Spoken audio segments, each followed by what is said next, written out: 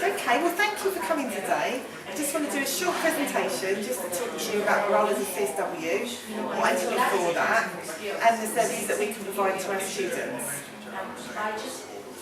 I mean, I left school a long time ago, way back in 1978. I didn't know what I wanted to do, but my mum said, well, if you leave school, you have to get a job first. So the first job that I found was a job working in a bank, and they offered me the job. I accepted it. So at the age of 16, I started working for NatWest Bank, and I enjoyed it. I had lots of different roles and worked my way up, and I got promoted, and then I became a senior manager looking after businesses. But it was so stressful that I was really fed up, and I wanted to learn something as a hobby.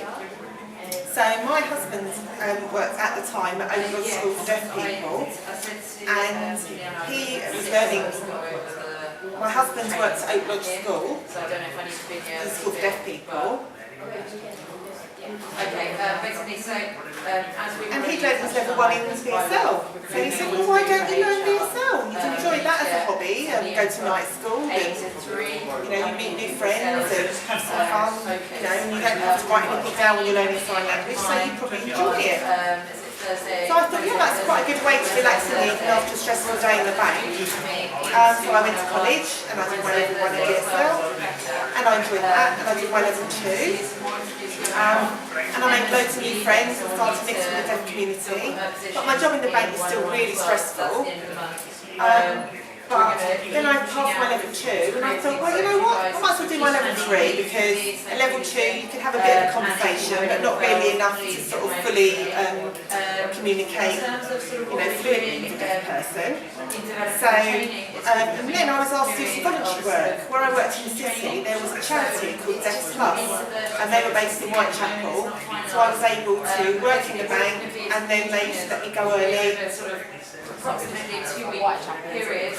Yeah, Whitechapel in East London. We're going to a system where we pay a mentor. And I used to help them with them looking at their business planning, go to committee meetings, and do all those kind of things, which really linked in quite well with my role anyway in the bank, because I was used to accounts and things like that.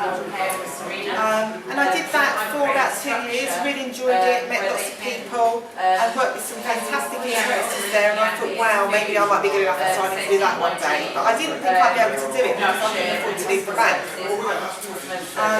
But my job got really more stressful, so then I got a transfer to a call centre, and I was managing a call centre. Oh boy, was that a headache. I was manager of 50 people, and I had to organise schedules, and there was always people having time off sick or not working hard, and it was just really, really stressful. Actually even worse than the previous job, but in a different way. And then one day, we were all called to a meeting, and they said, we're really sorry, but we're closing this building down, and you're all getting made redundant. Well, personally, I was quite happy, but some of my colleagues were really upset that they'd only worked for the bank for a short time and they didn't get very much money. Well, I'd actually worked for the bank for 31 years, so my payout was, not that good, but enough that I could reduce my mortgage and still have some money put by while I looked for another job. And so we got 3 months notice of redundancy, and I started looking, and it was quite funny actually, because my husband had previously worked at Open School, and I saw an advert for communication support workers at Deaf First, which is based at Open School. So I thought, well, that must be something telling me to apply for that job, because it's such a coincidence. Like my husband working there, and then they needed staff. And you actually needed to have level 3 in BSL. Well, at that point I hadn't quite finished my course, I was just waiting for my certificate to come through. But I applied, I had an interview, and I was accepted for the job. And so I left NatWest Bank in August, and then I started for Deaf First in September. So I wasn't unemployed at all. So I was so lucky, compared to a lot of people when they're unemployed for really long periods. And so that's when I became a CSW. I have to say, there wasn't very much training in what you need to do as a CSW. And at first I was put on courses with people, some of them had learning disabilities, some of them were learning very basic English and maths. and just different things really. And then after a little while, when they realised I had some skills and I'd worked in banking and knew accounts, they put me with some students doing accounts, and they realised I knew quite a lot and that I was quite skilled at teaching people accounts. So they paid for me to go on a teaching qualification course, and then they gave me some additional work in actually doing some one-to-one support with my account students. So my role there really grew. Teaching course, and I did, then after that I did some extra tuition with accounts business studies students. So that was really good. I was enjoying my role, and I supported lots of different courses, childcare and film production. And what we do as a CSW, I should explain that, we actually are in the college class with the student. So when they start their course, they get allocated someone to be with them. And so every week we're with the same student throughout their course. And we do a little bit of interpreting, but we also support them by modifying their English, helping them communicate with the other students in their class, explaining things if they don't understand it, and stuff like that. And then as an additional role, then I do some one-to-one support as well. After that, I was enjoying it, but because it's only in the term time, then it was quite difficult to pay the bills in the summer. So what I did, I looked, and then I found another job supporting people in the workplace. And so now I combine two jobs. I work 2 days a week in the college and 3 days a week with people in the workplace. But I wouldn't give up my CSW work because I really get a lot of satisfaction from helping people with their courses.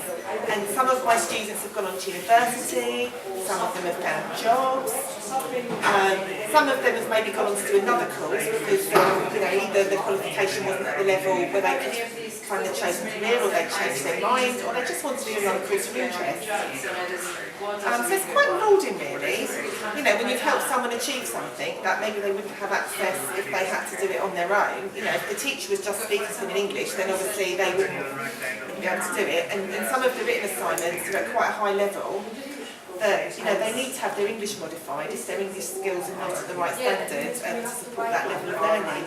So I've been really fortunate that I've gone from one career to another career, gaining lots of qualifications, and I've enjoyed all that so much that now I'm actually trained to be an interpreter as well. So I've now got my level 6 in BSL, I've done my part 1 in interpreting, and that's really helped me improve my skills as a CSW, because when I first started and I look back and I had level 3 in BSL, it was good, but it wasn't really quite good enough. Because, sometimes the jargon that they use on these courses is actually quite complex. And if you don't have the skills to be able to translate that, then really your student isn't getting full access to the course. So now, because of the extra knowledge that I've learned on interpreting, I'm a really effective CSW. So I actually got promoted again, and now I manage other CSWs. So I observe them and help them with their work and do training and coaching to make sure that they're doing their role really well, and give them ideas and feedback. And if the student perhaps complains that CSW is not very good, then I go along, have a look at them, work with the student, and see if there is anything that I can identify that I can help them improve on. I mean, sometimes there isn't. Sometimes it's just a personality clash and we need to swap them for another CSW that the student likes better. But sometimes they just didn't realise what they were doing wrong, and you give them some tips on how to improve, and then everything works out fine. So no, it is a really rewarding job, and now I'm not only helping the students, but I'm also helping other people to learn that role. So yeah, that's what CSW does, and that's how I became a CSW. And then hopefully, in the future, who knows, I might even become qualified as an interpreter. But if not, then I'm quite happy to stay working as a CSW. I work at the colleges that are linked to Deaf First, but it's possible they might, look at other colleges and take on some more colleges. At the moment, it's mostly in South London, but who knows? Could move City, North London, anywhere really where there's deaf students needing to do courses.